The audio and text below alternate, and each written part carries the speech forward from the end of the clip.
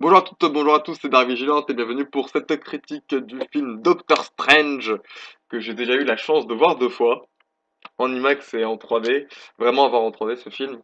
Et du coup, on va parler un petit peu plus dans cette vidéo, on va faire, déjà je vais vous faire un petit peu le topo du film, et ensuite je vais vous faire un petit speech concernant ce que j'en ai pensé. Donc le topo du film reprend l'histoire de Dr Stephen, et pas Steven comme il est prononcé en VF, mais Stephen Strange, qui est un éminent chirurgien très arrogant sur certains moments, qui suite à un accident de voiture perd de manière très importante l'usage de ses mains et va passer moult temps à essayer de trouver un remède et une guérison accélérée pour son problème, pour le problème de ses mains. Mais il va finalement se retrouver dans un endroit nommé Camartage, qui est une sorte de sanctuaire magique sur Terre, où il rencontre l'ancien, une très puissante magicienne possédant des pouvoirs dont il dépasse l'entendement, on va dire.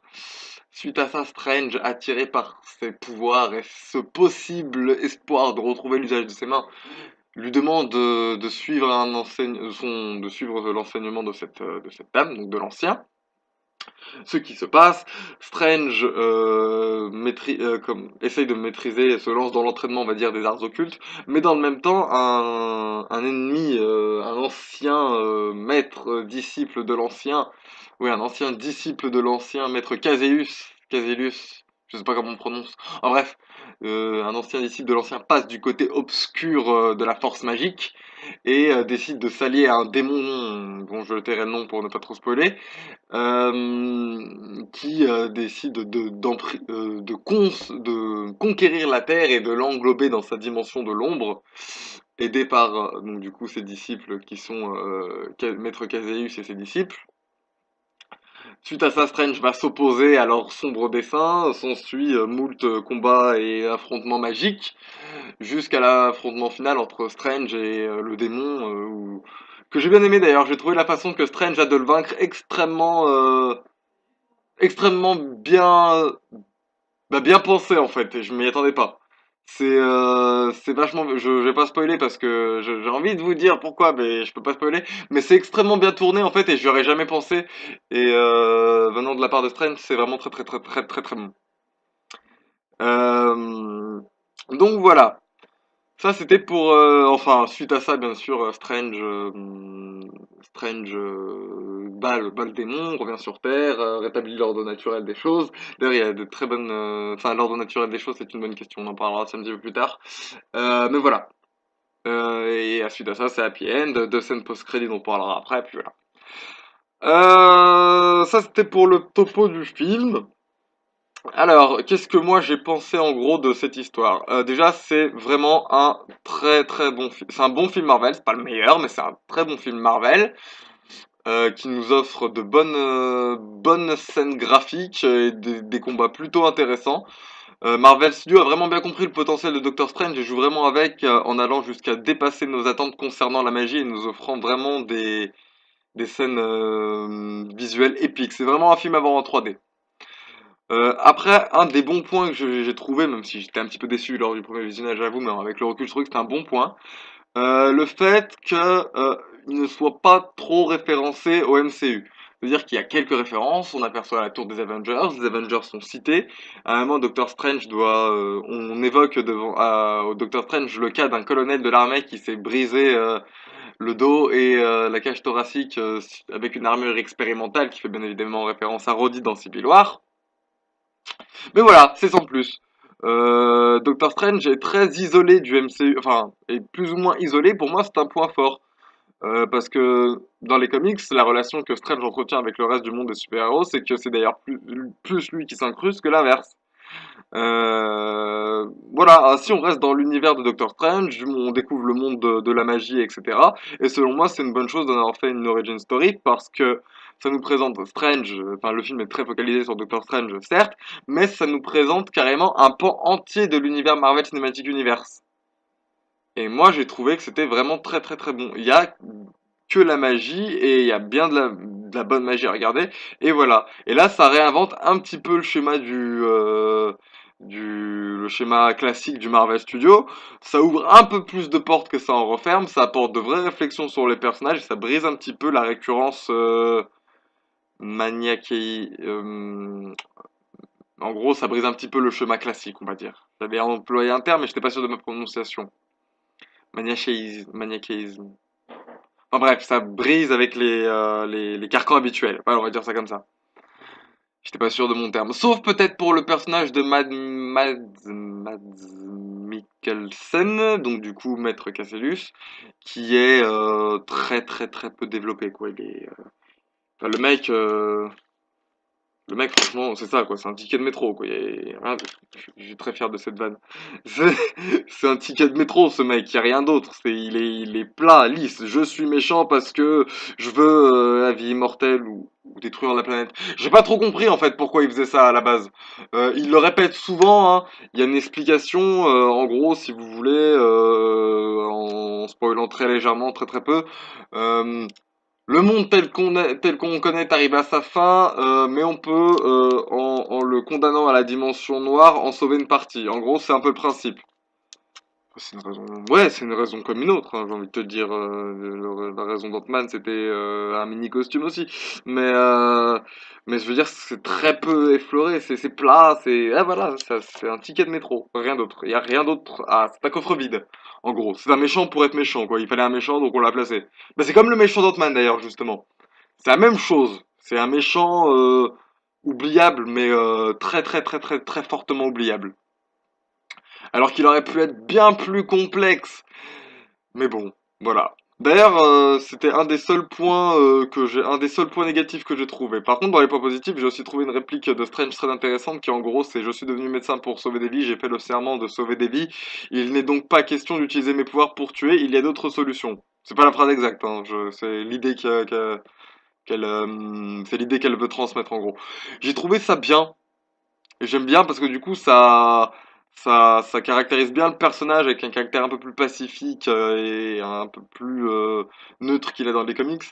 Et ça contraste avec les précédents héros Marvel qu'on a pu voir dans les autres productions Marvel Studios. Mais peut-être que ça indique, je dis bien peut-être, hein, faut pas, espérons, que ça indique une plus forte personnification et profondeur dans la caractérisation des personnages de la phase 3 du Marvel Cinematic Universe. Peut-être, hein. On peut espérer en tout cas. Par ailleurs, d'ailleurs, j'ai remarqué un autre point dans ce film, c'est que l'humour est très très peu présent. Bon, il y a certains gags, il y a quand même pas mal de gags, il doit y en avoir 5 à tout casser. Il y en a un qui m'a fait beaucoup rire, c'est avec la cape de lévitation de Doctor Strange. Pour ceux qui ne savent pas, c'est sa cape rouge là. Euh, j'ai trouvé ça très très bon. Il y a très peu d'humour, c'est le peu qu'il y a d'humour, c'est justifié. Il y a très peu de gags et ça, quand il y en a, ça sert un petit peu le propos du film, donc ça va. J'ai trouvé ça. Il y a juste ce qu'il faut, la pile dose, ce qu'il faut. Ou dans certains humours, dans certains films, il y en avait beaucoup trop. Voilà. Au final, je dirais que Doctor Strange est une bonne adaptation. C'est un bon film Marvel, un bon vent de fraîcheur cet univers super-héroïque qu'on nous dépeint au cinéma. L'univers de la magie est exploité, l'utilisation de l'énergie pour faire de la magie, hein, c'est le propos du film. Le multiverse aussi est évoqué. Le multiverse chez Marvel, par contre, c'est le bordel. Hein. C'est pas le multiverse de chez DC Comics. Hein. Chez Flash, où il y a quelques terres parallèles par-ci par-là. Non, non, le multiverse de Marvel, c'est le gros bordel. Il y a plein d'univers, il y a Ultimate, 2099, 1602, bref, il y a plein d'univers chez Marvel, donc voilà. Mais c'est évoqué et j'espère revoir très vite ce multivers un petit peu plus exploité dans un autre film, comme par exemple Thor 3. On parlera de ça après, mais voilà. Pour conclure, Doctor Strange est une belle réussite, un bon petit vent de fraîcheur chez la phase 3 de Marvel Studios. Et j'ai très vite envie de revoir Strange et ce multivers à l'action. Voilà. Pour ce qui est des scènes post-génériques, il y en a deux, et c'est là que je vais commencer à spoiler. Donc si vous ne voulez pas spoiler, vous pouvez quitter la vidéo dès à présent. Quant à moi, je vous souhaite bonne vidéo, tout ça.